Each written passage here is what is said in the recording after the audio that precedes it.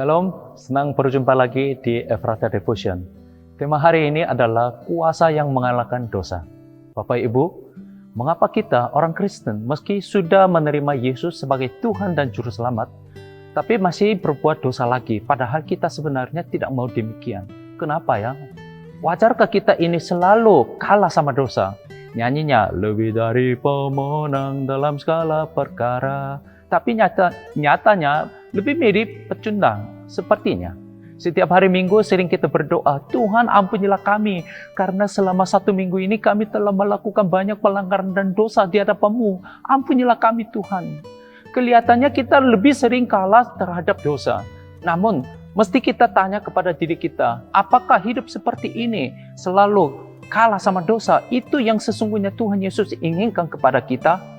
Memang mustahilkah kita selalu menang terhadap dosa itu? Tidak, sama sekali tidak.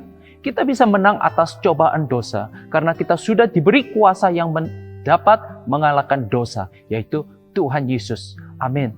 Bapak Ibu, 1 Yohanes pasal 1 ayat 9 berkata, jika kita mengaku dosa kita, maka Ia adalah setia dan adil sehingga Ia akan mengampuni segala dosa kita dan menyucikan kita dari segala kejahatan. Amin. Inilah cara untuk kita mengalahkan kuasa dosa. Walaupun kita tidak bisa menang atas dosa dengan berusaha sendiri, dengan kekuatan kita sendiri, tetapi dengan pertobatan, bertobat kepada Tuhan Yesus, kita bisa menang atas dosa. Amin. Karena melalui pertobatan Tuhan Yesus yang berdiam di dalam diri kita akan mengampuni segala dosa kita dan semakin memampukan kita untuk melawan dosa, bahkan menang atas kuasa dosa itu. Bapak Ibu, namun sayangnya tidak sedikit orang Kristen mengalami keputusasaan akan pertobatan. Awalnya pasti sering bertobat jika mereka berbuat suatu kesalahan. Tetapi belum lama kemudian mereka kembali berbuat kesalahan lagi, lalu bertobat lagi. Terus demikian hingga suatu hari mereka berputus asa dan berpikir, nah tidak ada gunanya pertobatan ini. Akhirnya tidak mau lagi bertobat. Mengapa ya? Meskipun kita sudah bertobat serius, kenapa kita masih berbuat dosa lagi? Hingga malas, jenuh, bertobat lagi. Apa alasannya? Bapak Ibu, hal seperti ini terjadi karena kita tidak sungguh-sungguh percaya bahwa Tuhan Yesus benar-benar menyertai dalam hidup kita. Dan tanpa membangun hubungan yang intim dengan Yesus, kita sekedar bertobat dengan hanya berfokus pada dosa yang kita berbuat. Tuhan, aku bersalah ini dan itu. Ampunilah aku Tuhan karena aku berbuat dosa ini itu. Sepertinya fokus kita selalu lebih terarah kepada pelanggaran atau kesalahan kita daripada Tuhan Yesus. Maka kita semakin terbeban berat dan akhirnya tidak mau lagi bertobat. Bagaimana dengan Bapak Ibu? Istilah dosa dalam bahasa Yunani adalah hamartia. Artinya menyimpang, meleset dari sasaran sesungguhnya. Sebenarnya saya memanah ke sini, tetapi fana itu ke sana.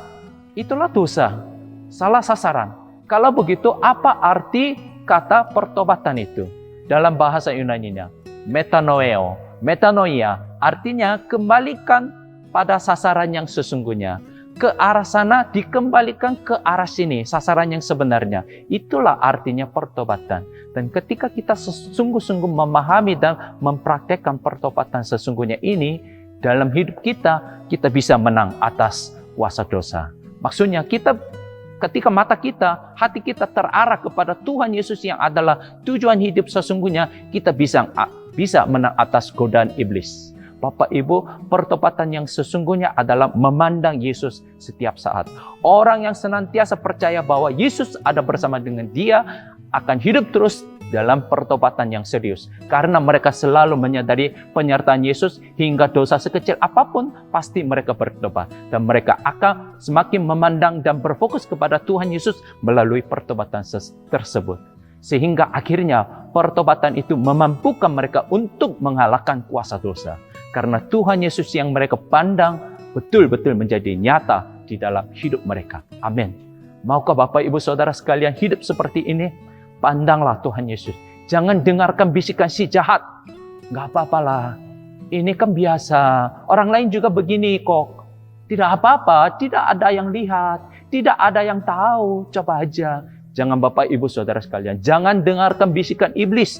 Tetapi dengarkan firman Tuhan. 1 Korintus pasal 15 ayat 57. Tetapi syukur kepada Allah yang telah memberi kepada kita kemenangan oleh Yesus Kristus, Tuhan kita. Pandanglah Tuhan Yesus yang adalah kuasa mengalahkan dosa. Amin. Shalom.